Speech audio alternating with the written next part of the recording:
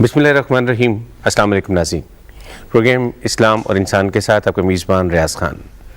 आज जिस मौजू पर हमें बात करना है वो है फ़ज़ाइल अहले बैत, और इस मौजू पर बात करने के लिए हमारे साथ एक दफ़ा फिर हमारे स्टूडियोज़ में मारूफ़ आलिम दीन हज़रत अल्लामा हाफ़िज़ मोहम्मद शफ़ाअत रसूल मौजूद हैं। अस्सलाम वालेकुम अल्लामा साहब। वालेकुम अस्सलाम व रहमतुल्लाह। अल्लामा साहब, इससे पहले कि हम अहले बैत के फ़ज़ाइल के हवाले से बात करें, हमें कुछ तो इल्म है अहले बैत की डेफिनेशन के हवाले से, और मैं चाहता हूं कि आप ज़रा उसको ऑथेंटिक कर दीजिए कि अहले बैत कौन सी हस्तियां हैं जिन्हें हम अहले बैत कहते हैं, ताकि फिर उनके फ़ज़ाइल के हवाले से आपसे बात हो सके। बिस्मिल्लाहिर्रहमानिर्रहीम। इन्नमा युरीदुल्लाहु लियुज़हिबा अन्कुमुर रिज्सा अहलल बैत व युतहिरकुम तत्हीरा। सदक़ल्लाहुल अज़ीम। अल्लाह ताला ने इस आयत में लफ्ज़ अहले बैत इस्तेमाल फरमाया। मानवी एतबार से, लुग़वी एतबार से अहले बैत में मर्द के साथ जो कुंबे का सरबराह होता है, उसके साथ उसकी बीवी, उसके बच्चे बच्चियाँ और मुस्तकिल घर में रहने वाली खुद्दाम और खादिमात, वो भी अहले बैत में शामिल हैं। मगर अहले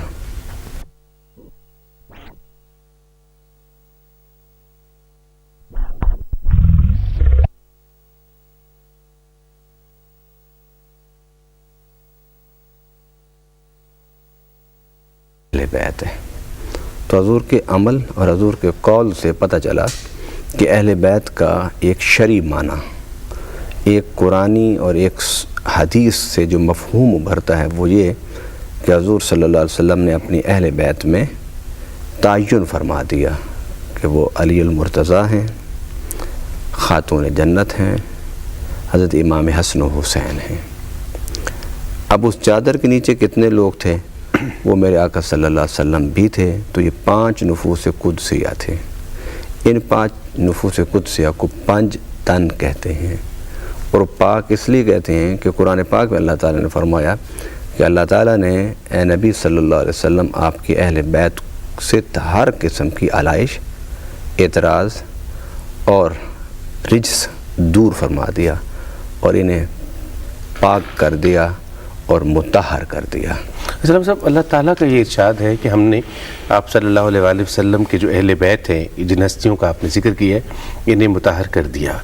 लेकिन आप सल्लल्लाहु अलैहि वसल्लम के साथ बहुत सारी हस्तियां हैं जिनको ये एज़ाज़ हासिल रहा कि आप सल्लल्लाहु अलैहि वसल्लम की हयात मुबारका में आपके साथ जुड़ी रहीं। उम्महातुल मोमिनीन की बात कीजिए, सहाबा इकराम की बात कीजिए, या वो तमाम लोग जिन्होंने आप सल्लल्लाहु अलैहि वसल्लम को देखने का जिन्हें शर्फ हासिल हुआ। मैं ये जानना चाहूँगा कि इस अज़मत की वजह आप सल्लल्लाहु अलैहि वसल्लम का इन्हें अपनी चादर में छुपाना, अल्लाह ताला का इनके साथ खुसूसी ताल्लुक़ होना, या अदरवाइज़ इनकी कुछ ख़ास खुसूसियात हैं जिनके हवाले से हम कह सकते हैं कि ये 5 तन जो है ना, आप सल्लल्लाहु अलैहि वसल्लम समेत ये बहुत आला अरफ़ा हैं आम लोगों से। नबी पाक सल्लल्लाहु अलैहि वसल्लम ने हमें 3 चीज़ें अता फरमाई। अगर आप गिनने में आएँ तो 3। पहली चीज़ कि हज़ूर सल्लल्लाहु अलैहि वसल्लम के साथ जिनका ईमान का रिश्ता था वो साहिब ईमान मोमिनीन हैं, और दूसरा अल्लाह ताला ने नबी पाक सल्लल्लाहु अलैहि वसल्लम को उनकी पाक आल अता फरमाई, और तीसरा अल्लाह ताला ने कुरान पाक अता फरमाया। हज़ूर सल्लल्लाहु अलैहि वसल्लम के पास जो कुरान था वो एक नज़रिया था, एक थ्योरी थी। उसको जो जो मानता गया वो साहिब ईमान होता गया, सहाबी हो गया। मगर अहले बैत वो हैं कि जिन्होंने इस्लाम दुनिया में आके कबूल नहीं किया, रब ने जिनके उनकी ख़मीर को ईमान में गूंधा था, ये फ़र्क है। इसलिए नबी पाक सल्लल्लाहु अलैहि वसल्लम जब दुनिया से तशरीफ़ ले जा रहे थे तो आपने जो इरशाद फरमाया था वो यही इरशाद था, इन्नी तरक्तु फ़ीकुम सकलैन, लोगों में तुम में 2 बड़ी भारी चीज़ें छोड़े जा रहा हूँ। अज़मत वाली चीज़ें छोड़े जा रहा हूँ, कद्र वाली चीज़ें छोड़े जा रहा हूँ, मंजिलत वाली चीज़ें छोड़े जा रहा हूँ। पहली कौन सी? फरमाया किताबुल्लाह। किसका जिक्र फरमाया? व इतरत रसूल ही, और उसके रसूल की इतरत, آل اہل بیت میں تم میں چھوڑے جا رہا ہوں، جو ان سے ہٹ جائے گا وہ گمراہ ہو جائے گا۔ ایک بات کہ حضور صلی اللہ علیہ وسلم کی نسبت سے ہمیں صحابہ بھی ملے، قرآن بھی ملا اور اہل بیت بھی ملے۔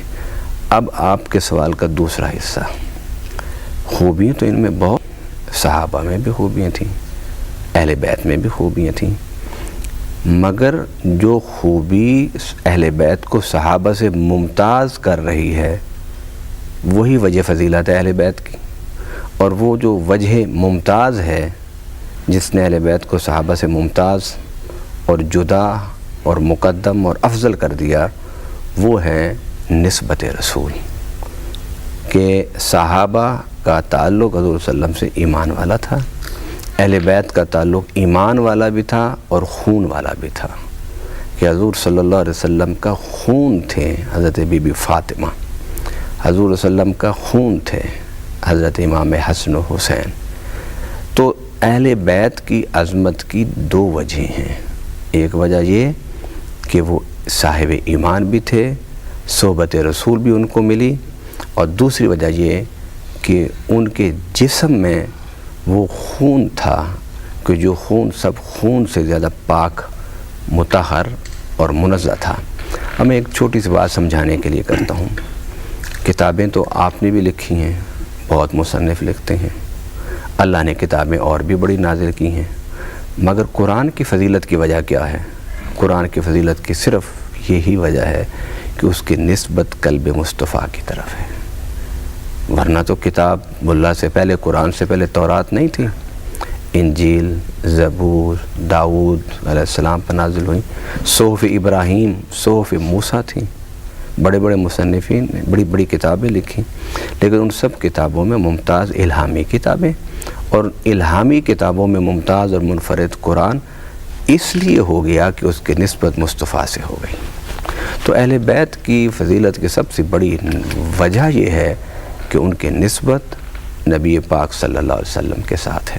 اب ایک اور بات میں مثال سے آپ کے سامنے رکھتا ہوں۔ گھر تو بہت ہیں، بڑے خوبصورت گھر، بڑے ڈیکوریٹڈ گھر، بڑے ڈیزائن والے گھر، مگر ان سب گھروں سے ایک گھر سب سے مقدم ہو گیا، افضل ہو گیا، حالانکہ نہ اس کا کوئی ڈیزائن ہے، نہ ہی اس کے اندر کوئی بہت قیمتی پتھر، اینٹیں استعمال ہوئیں، مگر وہ سارے گھروں سے اعلیٰ اور افضل ہو گیا۔ کیوں؟ اس لیے کہ اس کی نسبت اللہ کے ساتھ ہو گئی۔ اسی طرح مدینہ شہر ہے، اب اس کی فضیلت کیوں ہو گئی؟ اس لیے اس کی فضیلت ہو گئی کہ یہ شہر رسول بن گیا، اور حدیث مبارک میں بھی ہے، اور ہر حاجی کو اور عمرہ کرنے والے کو پتہ ہے کہ وہاں مدینہ میں مسجد نبوی میں ایک جگہ ہے ریاض الجنہ جس کو کہتے ہیں، ریاض الجنہ۔ وہ کون سی جگہ ہے؟ وہ وہی جگہ ہے جہاں حضور صلی اللہ علیہ وسلم آرام فرما رہے ہیں، حضور کے گھر سے منبر تک یہ جو جگہ ہے ریاض الجنہ ہے، تو اسی گھر میں حضور آرام فرما ہیں۔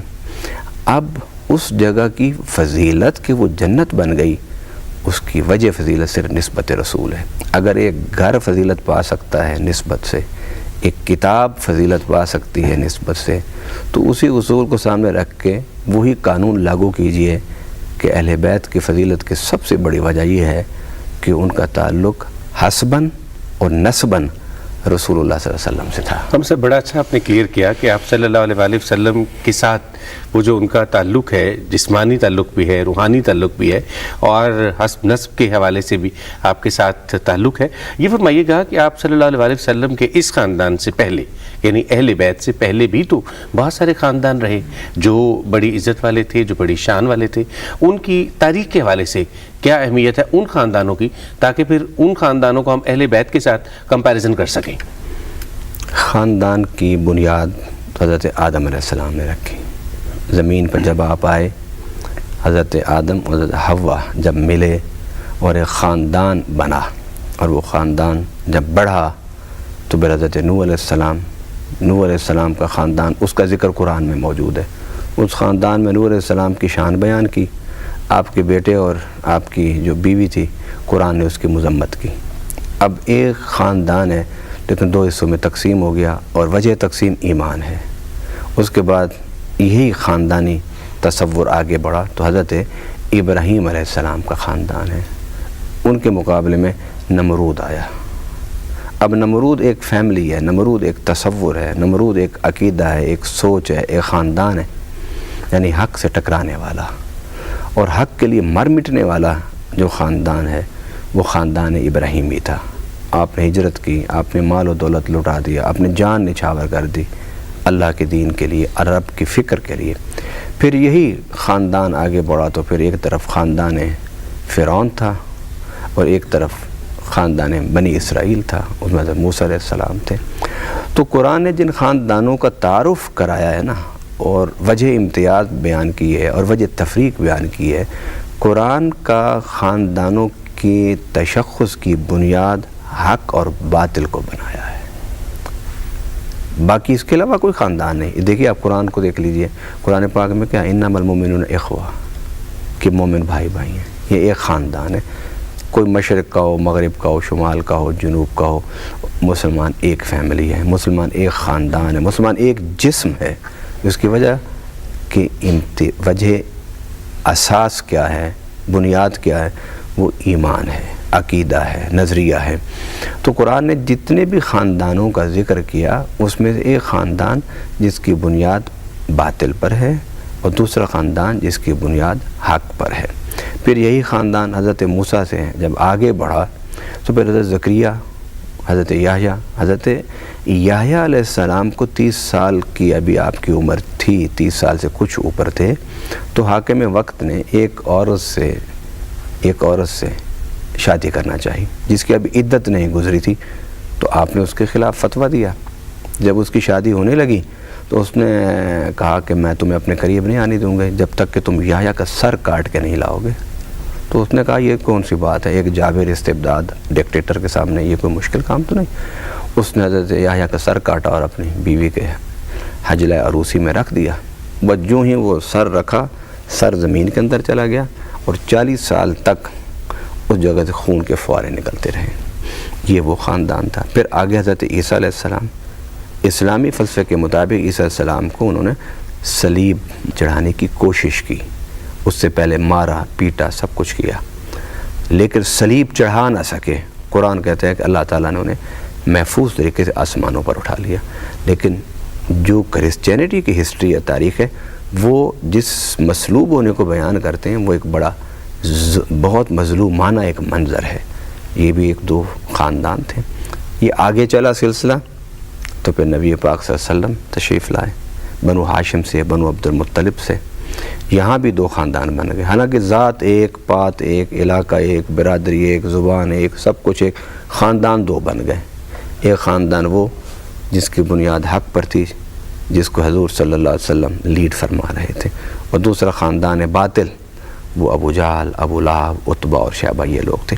اور یہ حق و باطل کی لڑائی جب تک ہوتی رہے گی اس وقت تک انسانیت دو خاندانوں میں بٹی رہے گی۔ اس کے علاوہ اسلام اور قرآن میں خاندان کا کوئی اور تعارف اور تشخص نہیں ہے، بھئی یہی تعارف ہے خاندانوں کا، یہی تشخص ہے اسلام میں کہ آپ کے صحیح عقیدہ آپ کو ایک خاندان بنا دیں گے اور آپ کا باطل عقیدہ اور اس پر اکٹھے ہونے والا جو گروہ اور جتھا ہے وہ ایک خاندان بن جائے گا۔ اچھا صاحب، آپ صلی اللہ علیہ وسلم کی ظاہری جو حیات مبارکہ ہے اس وقت آپ کے اہل بیت بھی موجود تھے اور آپ صلی اللہ علیہ وسلم کے صحابہ کرام بھی موجود تھے۔ آپ صلی اللہ علیہ وسلم کے جو صحابہ کرام جن کو یہ شرف کہ انہوں نے ایمان کی حالت میں آپ صلی اللہ علیہ وسلم کا دیدار کیا، یقیناً بڑے معتبر لوگ، یقیناً ان کی عظمتوں کے قربان جائیے، لیکن یہ فرمائیے گا کہ ان صحابہ کرام کا آپ صلی اللہ علیہ وسلم کے اہل بیت کے ساتھ کس طرح کا تعلق تھا، جن کو آپ صلی اللہ علیہ وسلم اپنی حیات مبارکہ میں اہل بیت ڈکلیئر کر چکے تھے؟ بہت اچھا تھا اور اچھا ہونا بھی چاہیے تھا۔ میں جو حوالہ دینا چاہتا ہوں اس کی آج کچھ مناسبت بھی ہے۔ مثلا حضرت عمر فاروق رضی اللہ تعالیٰ عنہ، ان کی شہادت محرم کے 1 کو ہوئی۔ وہ ایک بہت بڑا سانحہ تھا اسلام کا، بہت بڑا حادثہ تھا اسلام میں۔ سیدنا عمر فاروق رضی اللہ تعالیٰ عنہ کی بات میں آپ کو سنا دیتا ہوں جس سے ان کا ذکر بھی ہو جائے گا اور اس کے ساتھ ساتھ ان کا اہل بیت سے تعلق اس حوالے سے کہ صحابہ اہل بیت سے کس قسم کا تعلق رکھتے تھے مثلا حضرت امام حسن اور عبداللہ ابن عمر رضی اللہ تعالیٰ عنہما کھیل رہے تھے یا کہیں بیٹھے تھے تو آپس میں کچھ تھوڑا سا ناراضگی ہو گئی، تو حضرت امام حسن نے فرمایا یبن غلام، یبن غلام کا معنی یہ کہ تو میرے غلام کا بیٹا ہے، اے غلام زادے۔ یہ لفظ سنا تو حضرت عبداللہ تو چلے گئے اپنے والد کے پاس۔ حضرت عبداللہ جو ہے وہ حضرت عمر کے صاحبزادے، ٹھیک ہے، وہ ان کے پاس چلے گئے اور کہا ابا جی آپ امیر المومنین ہیں؟ فرمایا ہاں۔ آپ خلیفۃ المسلمین ہیں؟ فرمایا ہاں۔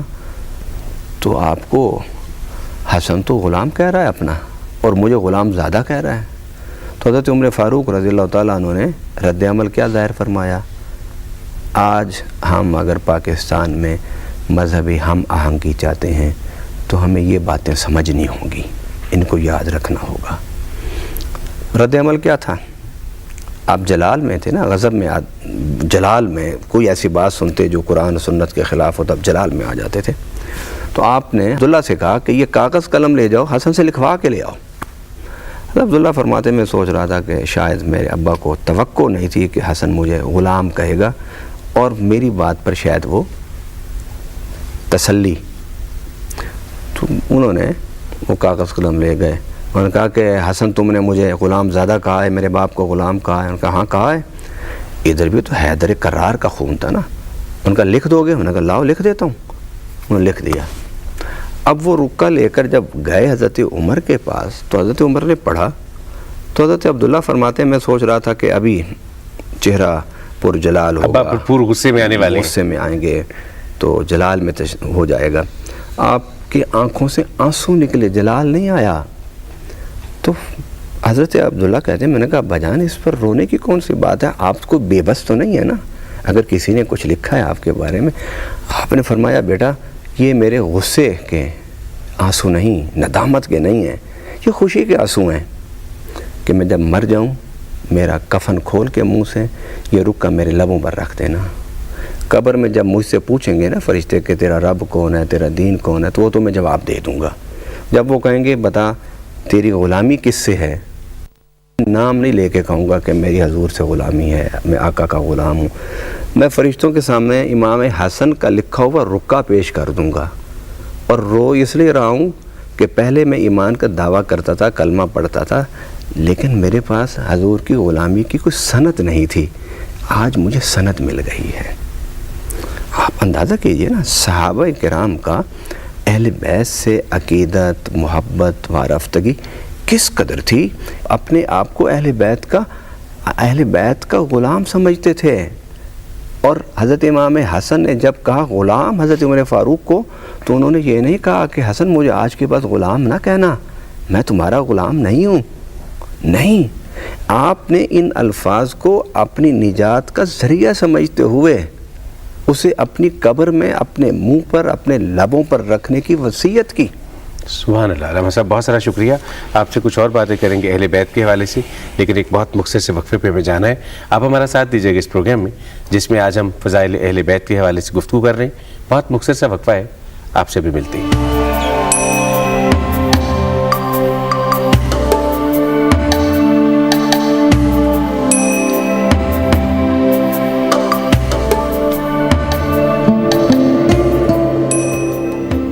ایک دفعہ پھر آپ سب کو خوش آمدید کہیں گے اس پروگرام میں جس میں آج ہم فضائل اہل بیت کے حوالے سے گفتگو کر رہے ہیں۔ بہت مختصر سے وقفہ تھا ہمارے اور آپ کے درمیان، علامہ صاحب ہمارے ساتھ موجود ہیں، ان سے کچھ اور باتیں کرتے ہیں۔ علامہ صاحب اہل بیت کی جب ہم بات کرتے ہیں، آپ نے ابھی ایک تو تعلق بتایا صحابہ کرام کا اس خاندان کے ساتھ، اہل بیت کے ساتھ خاص طور پہ، یہ فرمائیے گا کہ حضرت علی جن کی تربیت آپ صلی اللہ علیہ وسلم نے کی، آپ کے داماد، آپ کے چچیرے بھائی، بہت زیادہ کلوز رشتہ اور بہت ان کا تعلق اتنا مضبوط کہ ہم اس پہ فخر کر سکتے ہیں اور بجا طور پر یہ کہہ سکتے ہیں کہ اتنا مضبوط تعلق شاید ہی ہسٹری میں کسی کا کسی کے ساتھ رہا ہو۔ یہ فرمائیے گا حضرت علی کے حوالے سے جب ہم بات کرتے ہیں تو آپ صلی اللہ علیہ وسلم کے ساتھ جو ان کا تعلق ہے، میں چاہوں گا کہ مختصراً چونکہ اہل بیت کا ذکر ہو رہا ہے، حضرت علی علیہ السلام کے حوالے سے بتائیے گا کہ آپ صلی اللہ علیہ وسلم اور جناب علی کا آپس میں جو رشتہ ہے، مضبوط رشتہ، اس کے حوالے سے کوئی ایک واقعہ ہمیں سنائیے تاکہ ہم اہل بیت کی عظمت کو ذرا بہتر انداز میں سمجھ پائیں۔ سیدنا مولا کائنات علی علیہ السلام کا جو رشتہ ہے نبی پاک صلی اللہ علیہ وسلم سے، وہ دنیا میں نہیں قائم ہوا، وہ دنیا سے آنے سے پہلے اللہ نے جوڑ دیا تھا۔ اور اس کا سب سے بڑا ثبوت حضرت ابو طالب فرماتے ہیں کہ میں ایک دفعہ سفر میں تھا تو مجھے ایک راہب کاہن ملا، اس نے مجھے دیکھا اور اس نے کہا کہاں سے آ رہے ہو؟ میں نے کہا مکہ سے۔ اس نے کہا کون سی برادری ہے تمہاری، قبیلہ؟ آپ نے فرمایا قریشی اور ہاشمی ہوں۔ انہوں نے کہا کہ تمہارے کتنے بھائی ہیں؟ انہوں نے نام لیے تو حضرت عبداللہ کے نام پر وہ کہنے لگا کہ عبداللہ کا جو بیٹا ہوگا وہ نبی آخر الزماں ہوگا، اور تمہارا نام کیا ہے؟ تو آپ نے فرمایا میرا نام عمران ہے۔ آپ نے فرمایا تجھے اللہ تعالیٰ ایک بیٹا دے گا جو پیدا کعبے میں ہوگا، اور وہ اس وقت تک آنکھ نہیں کھولے گا جب تک تیرے بھتیجے محمد کو دیکھ نہیں لے گا۔ اس کی پہلی نظر جو ہے وہ چہرہ محمد صلی اللہ علیہ وسلم پر پڑے گی۔ اب حضرت علی پیدا ہو گئے اور پیدا بیت اللہ میں ہوئے۔ اب آپ کی والدہ حضرت فاطمہ بنت اسد نے حضرت ابو طالب سے کہا کہ 3 دن گزر گئے، بچہ آنکھ نہیں کھولتا، مجھے تو ایسے لگتا ہے شاید یہ نابینا ہے۔ تو حضرت ابو طالب فرمانے لگے ایمان مجھے وہ واقعہ یاد آ گیا۔ میں نے کہا بی بی یہ نابینا نہیں ہے، مجھے راہب نے بتایا تھا کہ تجھے اللہ ایک بیٹا دے گا جس کا یہ نام ہوگا، یہ خوبی، یہ کمال ہوں گے۔ وہ اس وقت تک آنکھ نہیں کھولے گا جب تک محمد صلی اللہ علیہ وسلم کو دیکھ نہیں لے گا۔ آپ بھاگتے گئے، حضور کو بلا کے لے آئے۔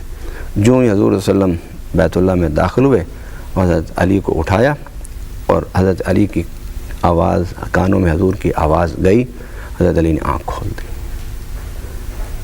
آنکھ کھولی۔ اب یہ راہب بتا رہا ہے جو تاریخ میں احادیث کی کتابوں میں ہے، تو حضور اور علی کا رشتہ کوئی دنیا میں پیدائش کے بعد تھوڑی تھا، یہ تو عالم ارواح میں اللہ نے جوڑ دیا تھا اور دنیا میں آنے سے پہلے جوڑ دیا تھا۔ پھر اس کے بعد یہ رشتہ ڈیولپ ہوا، کس طرح کہ حضور صلی اللہ علیہ وسلم بچپن میں حضرت ابو طالب کی گود میں رہے اور وہیں پلے اور وہیں بڑھے، کیونکہ آپ کا بھائی دنیا سے رخصت ہو، حضرت ابو طالب کے بھائی حضرت عبداللہ اور حضور کے والد گرامی دنیا سے رخصت ہو گئے تھے۔ پھر آپ کی والدہ بھی رخصت ہو گئی، تو پھر آپ کے دادا بھی رخصت ہو گئے، تو حضور کو حضرت ابو طالب نے پالا۔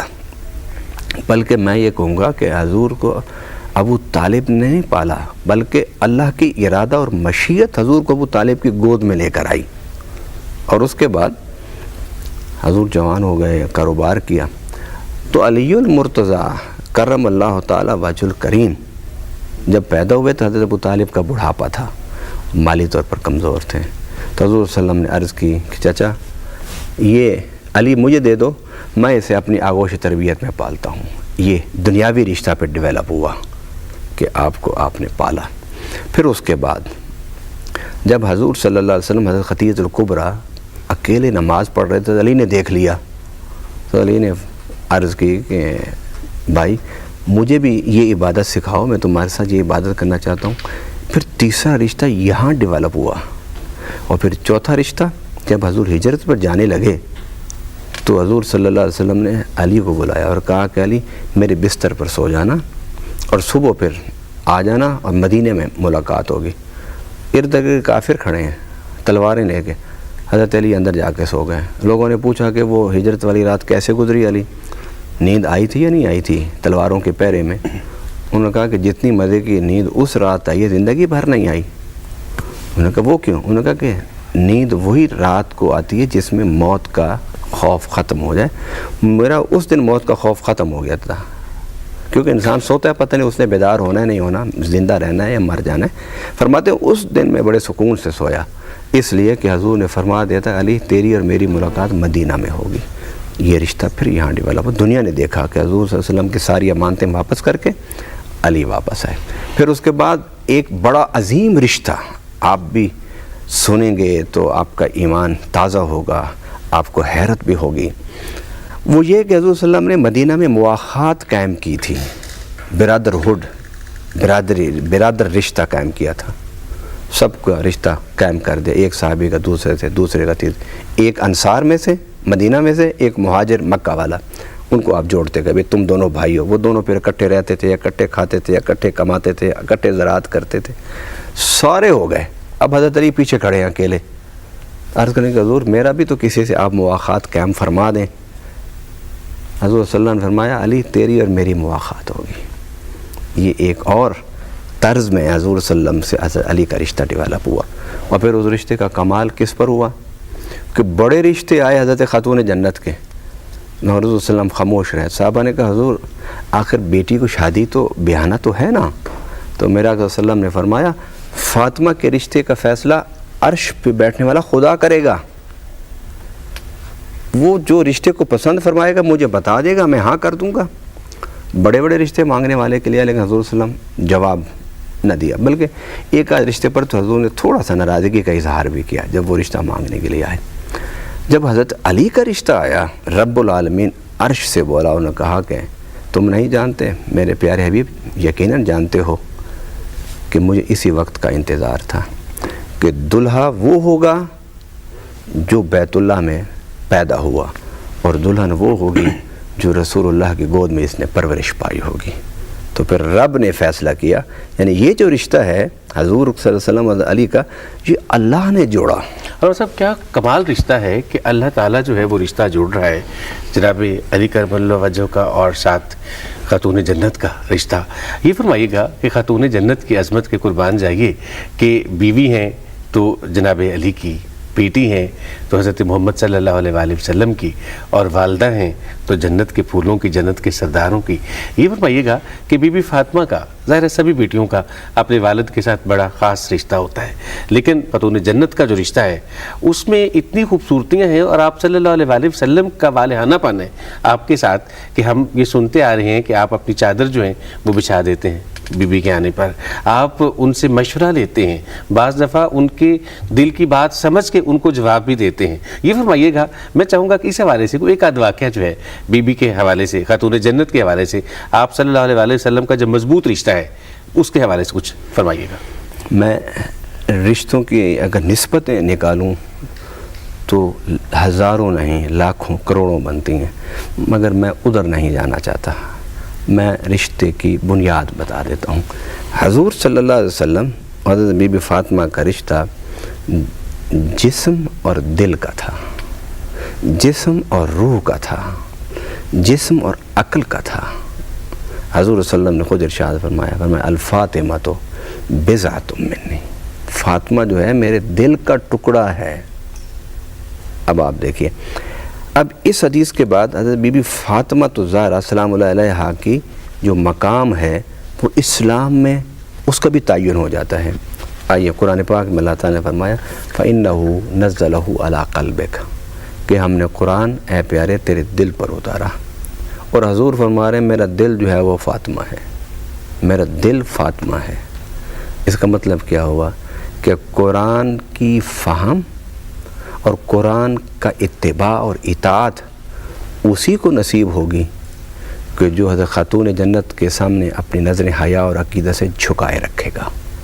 جو حضرت خاتون جنت کے سامنے نظر حیا اور عقیدہ سے نہیں جھکائے گا وہ کبھی ایمان قرآن سے نہیں پا سکتا۔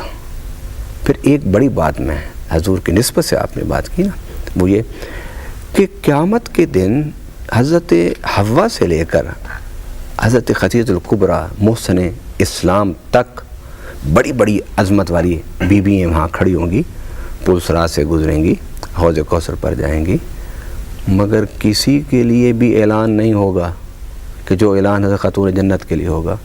فرشتہ اعلان کرے گا اور وہ کہے گا اے اہل محشر اپنی نظروں کو جھکا لو، اس لیے کہ پل صراط سے نبی کی لخت جگر کا گزر ہو رہا ہے۔ یہ پروٹوکول، یہ عظمت، یہ وقار، یہ عزت، یہ قدر، یہ منزلت آپ پڑھ لیجئے احادیث کی کتابیں، آپ تاریخ کو پڑھ لیجئے، آپ تفاسیر کو پڑھ لیجئے، کوئی ایک خاتون نہیں کہ جس کے لیے اعلان ہو سوائے نبی پاک صلی اللہ علیہ وسلم کی بیٹی۔ اس کا مطلب کیا ہوا کہ جو پل صراط سے خیریت اور سلامتی اور عافیت کے ساتھ گزرنا چاہتا ہے اسے دامن زہرا پکڑنا ہوگا۔ تب ہی وہ پل صراط سے خیریت سے گزرے گا. اس لیے کہ فاطمہ الزہرا سلام اللہ علیہا تو وہ ہیں جن کا پروٹوکول انسانوں میں نہیں فرشتوں میں بھی ہے, دنیا میں نہیں آخرت میں بھی ہے. پل صراط پر جب وہ گزریں گی تو سارے اہل معاشر اپنے گردنیں خم کر کے کھڑے ہوں گے. صاحب کیا کمال جائیے اس عظمت کے کہ وہ جنت کی تمام تر عورتوں کی سردار ہیں, اور جیسے آپ نے فرمایا ان میں اماں حوا سے لے کر آنے والے زمانوں تک کی تمام تر خواتین, وہ مشہور و معروف خواتین جن کے احسانات ہیں اسلام پر, جن کی بہت زیادہ خدمات ہیں اسلام کے حوالے سے, اور جنہوں نے اپنی عظمت کو کمایا اس دنیا میں رہتے ہوئے اور اپنی عظمت کو ثابت کیا. یہ فرمائیے گا کہ بی بی فاطمہ الزہرا کا عقد ہو گیا جناب علی کرم اللہ وجہہ کے ساتھ, پھر پہلا بیٹا امام حسن جو کہ اہل بیت کا ایک حصہ, بڑا امپورٹنٹ حصہ, جبکہ اس سے پہلے سورہ کوثر آ چکی ہے, اور وہ آپ صلی اللہ علیہ وآلہ وسلم کو تانے تشنی جو وہاں سے مل رہے ہیں مکہ سے وہ مل چکے ہیں, اور آپ کی آمد ہوگی جناب امام حسن آ گئے. یہ فرمائیے گا کہ آپ صلی اللہ علیہ وآلہ وسلم کی خوشی کیا تھی, کس طرح سے آپ نے ایکسپریس کیا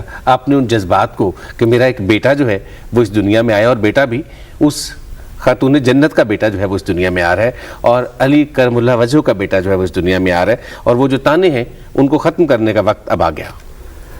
تانے یہ مکی دور کے تھے جس سے نبی پاک صلی اللہ علیہ وسلم کو نفسیاتی طور پر, ذہنی طور پر اور قلبی طور پر بڑی تکلیف ہوئی, اور اس کا جواب اللہ نے اسی وقت دے دیا اور فرمایا انا آتیناک الکوثر فصلی لربک وانحر ان شانئک هو الابتر. یہ کہتے ہیں نا کہ تو ابتر ہے, نعوذ باللہ. ابتر کا معنی مقطوع نسل, مقطوع نسل کا معنی یہ کہ وہ کہتے تھے یار اس سے کیا لڑائی کرنی ہے, چھوڑو پرے. یہ جو لوگ ان کے ارد گرد اکٹھے ہیں یہ آج نہیں تو کل بھاگ جائیں گے, پیچھے ان کا نام لینے والا کون ہوگا, ذکر کرنے والا کون ہوگا, اولاد تو ہے نہیں, بیٹے فوت ہو گئے, بھائی ہیں نہیں, جتھا اس کے پاس نہیں ہے, تن تنہا ہے, نہ کوئی بہن نہ کوئی بھائی, کیا ان کی مخالفت کرنی ہے, نعوذ باللہ یہ تو ابتر ہیں. رب سے یہ بات برداشت نہ ہوئی, سارے صحابہ غم اور حزن میں تھے کہ انہوں نے حضور کے قلب اطہر پر جو زخم تھے ان کو دوبارہ تازہ کیے, اولاد کا زخم. جب یہ ہوا اور رب نے جواب دیا, اب وہ آیت اور وہ صورت تو نازل ہوئی, اب اس کا انتظار تھا کہ اس آیت کی عملی تفسیر کب آتی ہے. اس مقام پر مفسرین نے لکھا ہے کہ کوثر سے مراد اہل بیت ہیں. اہل بیت میں یعنی نواسہ رسول حسن ہیں, نواسہ رسول حسین ہیں. تو جب امام حسن کی پیدائش ہوئی تو ایک صوفی مورخ ہیں, محدث ہیں, عالم ہیں جن کا نام مولانا عبد الرحمن جامی ہے, انہوں نے اپنی کتاب میں لکھا. اور یہ یاد رکھیے کہ اہل بیت سے محبت اسی کو ہوگی جس کے دل میں روحانیت ہوگی, جس کے دل میں نور ہدایت ہوگا, اسی کو ہوگی. انہوں نے اپنی کتاب میں لکھا کہ اللہ کی زمین پر 2 دفعہ نور چمکا, 2 پیدائشوں پر نور چمکا, اللہ کا نور, اور وہ 2 پیدائشیں الگ الگ ہیں, 2 مقام الگ الگ ہیں, مگر نور کا چمکنا دونوں میں نظر آتا ہے. پہلی پیدائش نبی پاک صلی اللہ علیہ وسلم کی, آپ مکہ میں پیدا ہوئے تو حضور کی پیدائش پر حضرت آمنہ رضی اللہ تعالی عنہ فرماتی ہیں کہ حضور کی پیدائش سے اتنا نور پھیلا کہ میں نے شام کے محلات دیکھ لیے. ایک تو وہ, اور دوسرا وہ نور کہ جو حضرت امام حسن کی پیدائش پر مدینہ میں پھیلا, جس میں مولانا جامی لکھتے ہیں کہ اس نور کی شعائیں عرش معلی تک جا رہی تھی. اور پہلی جو پیدائش ہوئی اس پر علامہ امام ابن جوزی رحمہ اللہ فرماتے ہیں کہ اللہ تعالیٰ نے فرشتے سے کہا کہ اس سال میرے حبیب کی ولادت ہوئی ہے, لہٰذا ایک پورا سال مکہ کی وادی میں کوئی بیٹی نہیں ہوگی, سب کو بیٹے دیے جائیں گے حضور کی ولادت کی خوشی میں. تو انہوں نے کہا اللہ تو بھی فرق کرتا ہے بیٹی اور بیٹی میں, تیرے نزدیک تو بیٹا اگر وہ ہے نعمت ہے تو بیٹی رحمت ہے. فرمایا میرے نزدیک ایک ہے, مگر اگر یہاں کوئی بیٹی پیدا ہو گئی تو یہ رسم و رواج کے مطابق روئیں گے چیخیں گے، چلائیں گے، غمگین ہوں گے. میں نہیں چاہتا کہ میرے حبیب کی ولادت کا سال ہو اور غم ہو تو اللہ خوش ہوا اس پر. اور جب امام حسن پیدا ہوئے تو رسول اللہ خوش ہوئے. علامہ صاحب، امام حسن کی پیدائش پر آپ صلی اللہ علیہ وسلم بہت خوش ہوئے، لیکن اس کے بعد امام حسین علیہ السلام اور امام علی مقام کے حوالے سے جتنا بھی کہیے، اسلام کے حوالے سے، تاریخ کے حوالے سے، وہ تو بعد کی باتیں ہیں، لیکن یہ فرمائیے گا کہ پہلے ایک بیٹا ہے، اب دوسرا بیٹا بھی اس دنیا میں تشریف لے آیا ہے، اور وہ بیٹا بھی آپ صلی اللہ علیہ وسلم کو بہت ہی پیارا ہے کہ اس کے ناز نخرے جو ہیں، بچپن کے ناز نخرے جو ہیں، وہ آپ صلی اللہ علیہ وسلم اٹھا رہے ہیں صحابہ کی موجودگی میں. یہ فرمائیے گا کہ جب امام علی مقام کی پیدائش ہوئی اس وقت حالات کیا تھے، اور آپ صلی اللہ علیہ وسلم کی اور اہل بیت کی خوشی جو تھی وہ کس طرح کی خوشی تھی؟ سیدنا امام حسن جب پیدا ہوئے تو وہ بہت بڑی خوشی تھی اور پہلی خوشی تھی. اور محدثین نے لکھا کہ جو حضرت امام حسن کو چہرے کو دیکھتا تھا تو وہ ایسے سمجھتا تھا کہ میں مصطفیٰ کا چہرہ دیکھ رہا ہوں. اور جب امام حسین پیدا ہوئے اور وہ چلنا شروع ہوئے تو وہ جب چلتے تھے تو ان کی چال سے ایسے لگتا تھا کہ آقا کریم آ رہے ہیں. گویا حضور کے مجسمے کو اللہ نے حسن اور حسین میں مکمل کر دیا. امام حسین جب پیدا ہوئے تو پیدائش کے ساتھ ہی واقعہ ہے. پہلے حضور بہت خوش ہوئے، عقیقہ کیا، نام رکھا، گٹی دی، لیکن چند ہی لمحوں کے بعد حضور کی آنکھوں میں آنسو آ گئے. تو حضور صلی اللہ علیہ وسلم سے صحابہ نے پوچھا، حضور اللہ نے دوسرا نواسا دیا ہے اور آپ اس میں رو رہے ہیں؟ فرمایا کہ مجھے فرشتے نے آ کے خبر دی ہے کہ حضور آپ تو بڑے خوش ہیں کہ اللہ نے مجھے دوسرا بیٹا نواسا دیا ہے، مگر یہ کائنات انسانیت کا سب سے بڑا مظلوم یہ ہوگا جس کو کرب و بلا میں پیاسا رکھ کے آپ کی امت کلمہ پڑھنے والی ان کو شہید کر دے گی، شہید کرے گی ان کو. تو مجھے یہ اس نے بتایا ہے، اور ساتھ ہی مجھے مٹی دی ہے کہ یہ مٹی اس زمین کی ہے جہاں یہ شہید ہوگا. جب یہ شہید ہوں گے تو یہ مٹی سرخ ہو جائے گی. تو فرمایا کہ میں اس واقعے کو یاد کر کے رو رہا ہوں. یعنی محبت کا ایک انداز دیکھیے حضرت امام حسین سے. اور پھر وہ تو محبت کے اظہار کا بہت بڑا واقعہ ہے کہ حضور نماز پڑھا رہے ہیں، سر سجدے میں رکھا ہوا ہے، اوپر سے حضرت امام حسین آ کے بیٹھ جاتے ہیں. 3 تسبیحیں پڑھی آپ نہیں اترے، 7 پڑھی آپ نہیں اترے، 9 پڑھی آپ نہیں اترے. آپ اٹھنا چاہتے تھے، سر سجدے سے اٹھانا چاہتے ہیں، رب نے کہا نہیں پیارے سر نہ اٹھانا، تو سر اٹھائے گا میرا حسین گر جائے گا، اسے چوٹ آ جائے گی، میرا سجدہ لمبا کر دے لیکن حسین کو تکلیف نہ ہو. اور اس مقام پر محدثین نے لکھا کہ صحابہ کرام نے جب دیکھا کہ حضور نے اتنا طویل سجدہ کیا ہے تو ان کے ذہنوں میں بات آئی شاید کہیں حضور کا وصال تو نہیں ہو گیا سجدے کی حالت میں کہ اتنا لمبا سجدہ کیا ہے. تو صحابہ نے کنکشیوں سے دیکھا تھوڑا سا سر اٹھا کے تو حضور صلی اللہ علیہ وسلم سجدے میں تھے. تو سجدے کی حالت میں حضور صلی اللہ علیہ وسلم نے اس وقت تک سر سجدے سے نہیں اٹھایا جب تک حضرت امام حسین اتر نہیں گئے. علامہ صاحب بہت سارا شکریہ آپ کا اس رہنمائی کا، آپ سب کا بھی بہت سارا شکریہ. انفو شفاعت رسول یعنی INFO SHAFRESWL info-rasool@yahoo.com ہمارا ای میل ایڈریس ہے اور بڑا آسان سا ای میل ایڈریس ہے. اس پہ آپ ہم سے رابطہ کر سکتے ہیں. پروگرام کے آخر میں چھوٹی سی بات آپ سے شیئر کرنی ہے کہ آپ صلی اللہ علیہ وسلم جن ہستیوں کے ساتھ اتنی زیادہ محبت کر رہے ہیں کہ ان کو اپنے جسم کا حصہ بھی قرار دے رہے ہیں، ان کے ساتھ اتنی محبت ہے کہ خاتون جنت بھی قرار دے رہے ہیں، جنت کے جوانوں کے سردار بھی قرار دے رہے ہیں، ان کے ساتھ ہماری محبت بھی ویسی ہونی چاہیے. اور آپ صلی اللہ علیہ وسلم کی اس سنت پر عمل کرتے ہوئے اہل بیت کے ساتھ اپنی محبتوں کا اظہار کرتے رہیے. یقیناً آپ کو اس دنیا میں بھی اور آنے والی دنیا میں بہت ساری آسانیاں ملیں گی. انشاءاللہ اگلے پروگرام میں آپ سے پھر ملاقات ہوگی. اجازت دیجیے گا. اللہ حافظ.